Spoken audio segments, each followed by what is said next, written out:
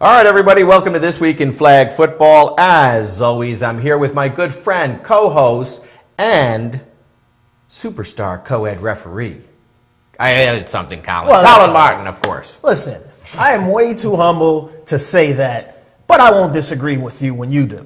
Well, you're so good at refereeing, you don't even want to do it anymore. You know what it is? It's supply and demand. Right. You make them want you, make them want you, make them want you. And then you come back, and then it's all gravy after that. You know, that's a good plan right there, because now they're even easier on you because they don't want to make you mad and get you to quit for the second or third time. Brett Favre. Second. Oh. Second. All right. Anyway, listen.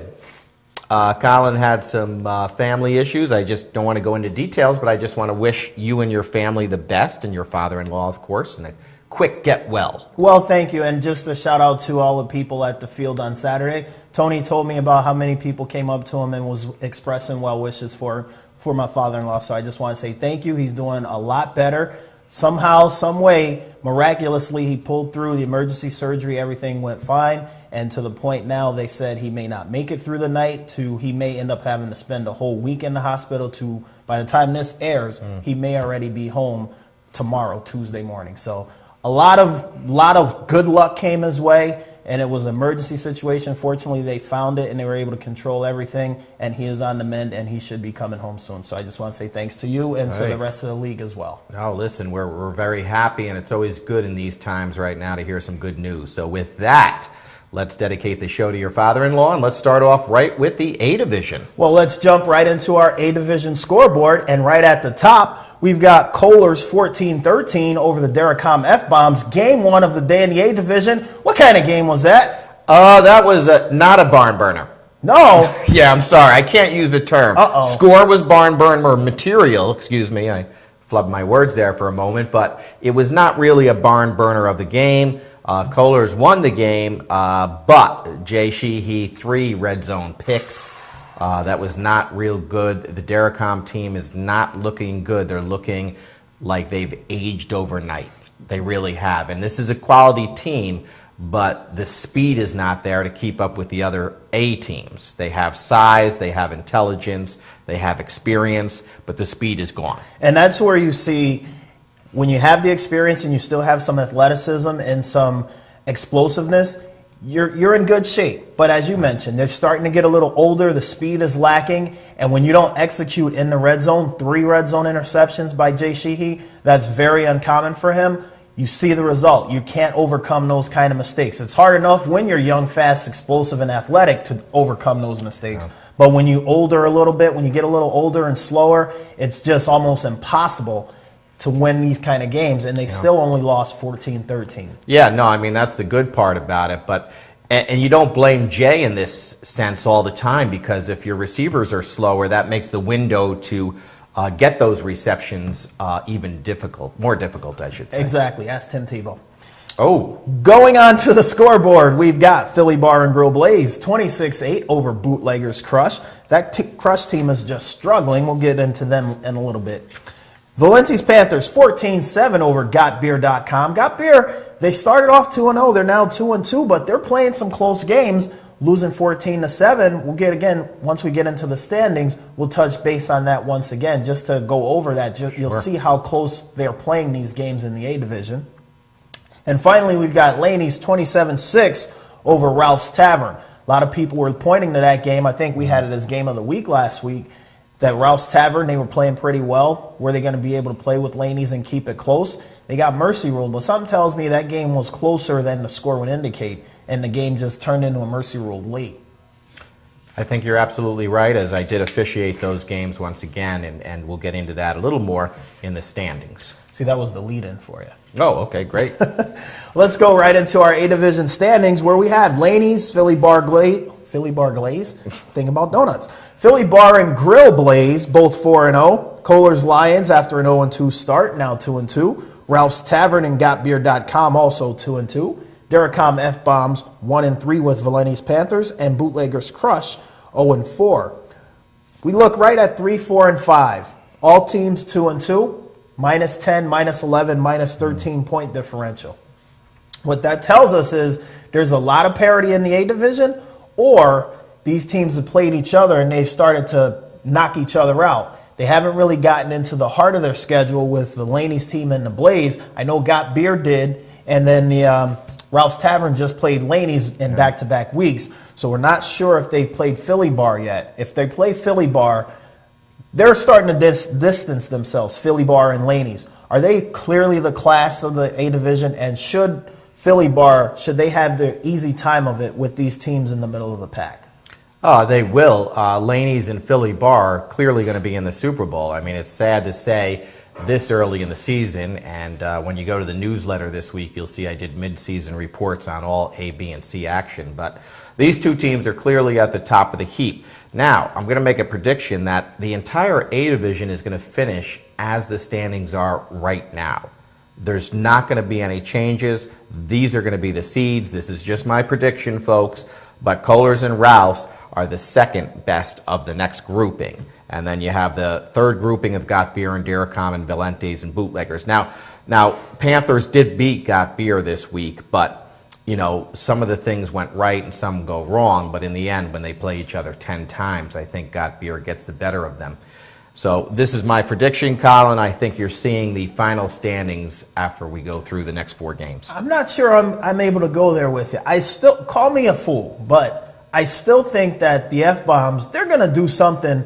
They're going to make a move in this thing, and they're going to throw a monkey wrench into the standings as they currently are right now. I don't see them finishing 6th or worse. I think that they're going to pull off an upset. Obviously, Ralph's Tavern and Got Beer, they may still be on the schedule. They just played Kohler's, and they played them 14-13. You take away those 3 red zone interceptions, 3 red zone turnovers, they win that game. So I'm not convinced that the way the standings are right now, that's how they're going to end up. I still think F-Bombs, even though they're a little older, even though they're a little slower, the windows for Sheehy aren't as big as they used to be.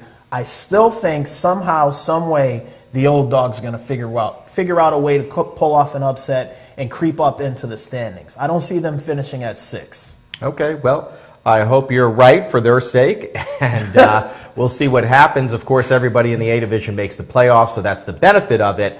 But, you know, the quarterfinal games are going to be pretty predictable except for maybe 3, 6, 4, 5, in my opinion. I want to give a shout-out, though, to the Bootlegger Crush. They were on the verge of folding. They got their act together. They saved their team, and I think that was really good for the league. All right, Colin, we'll go into the B division action here with scores first. Renegades 16-6 over 41 Sports Bar Titans. Samson's 15-6 over the Heroes. Predators 6-0 over Pure Image Creation. Very low scoring, kind of surprised. Yeah, they were feisty. They were, and then we can get into that too. Rampage 25-7. That was a good win for them. They come back off a loss. The Chiefs actually had a win the previous week, and then they kind of lay an egg against the Rampage. And then my sleeper team is Red Front. They're now 2 wins in a row, 14-9 over a very, very tough Park Pub team.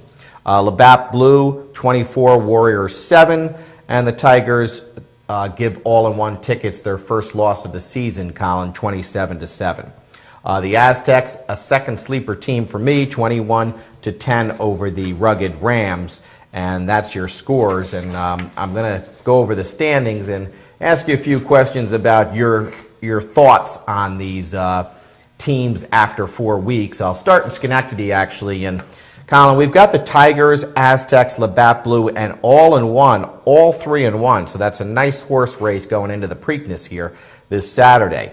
Looking at those 4 teams, and I have a feeling I know where you're going to go, but let's give the audience a little something to think about.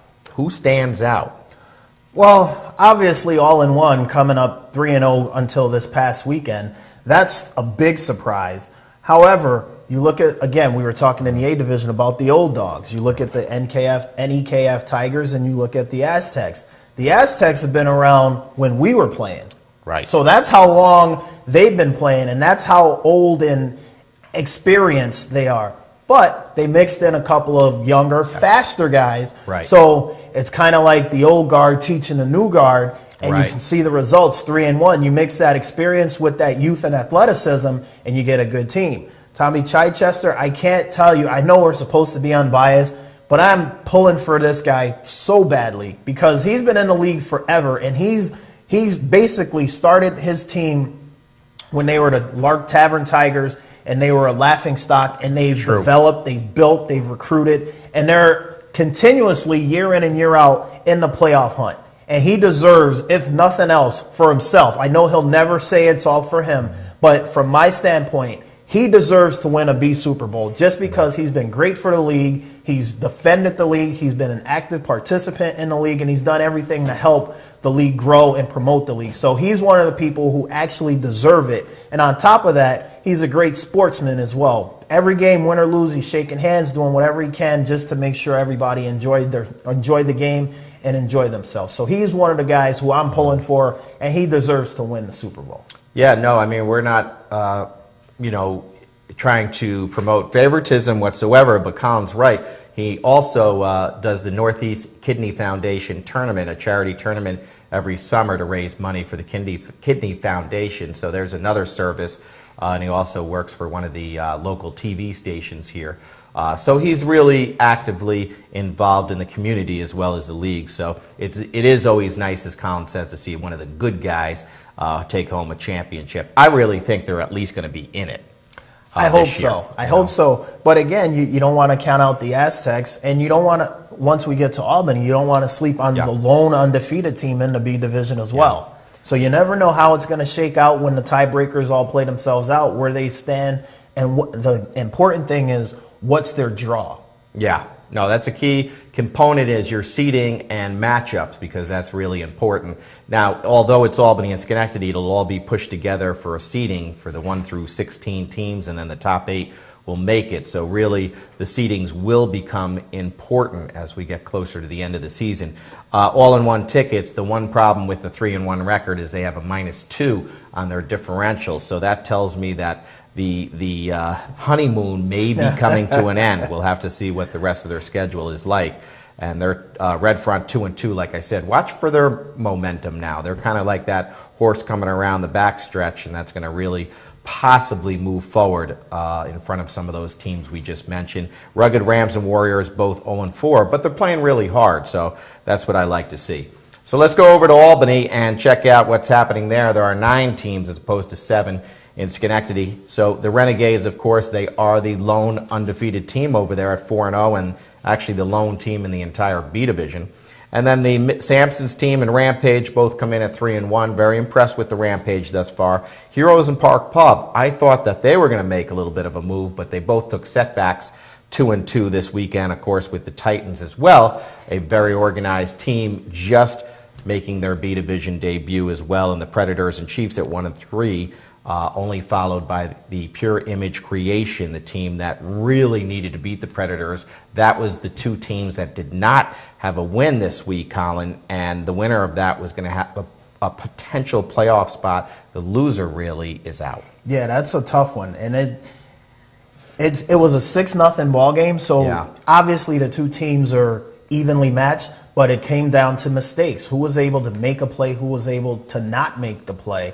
And 6-0, Predators got the advantage. They were able to get the win. And that, like you said, that may have eliminated them, or Pure Image, that may have eliminated them from playoff contention. Yeah, I mean, even if you win your last 4, Colin, you're 4-4. You got 16 teams, only the top half make it. You would need a lot of help and a lot of luck. But, the key thing here is to keep working toward that goal, and fall is around the corner. So you have that short window, try to rebuild, get back into position to make the playoffs in the fall of 2013. And they're a veteran team, too. They are. Just a couple of them took the year off. It's not as easy when you take some time off to come right back and play again. That's what they're finding out. So, like you mentioned, if they come back in the fall and they just keep on recruiting and get enough players, they should be fine. There you go. Let me turn it back over to you. You have the biggest job of all here with the C Division. 32 teams, 3 cities. Let's hear it.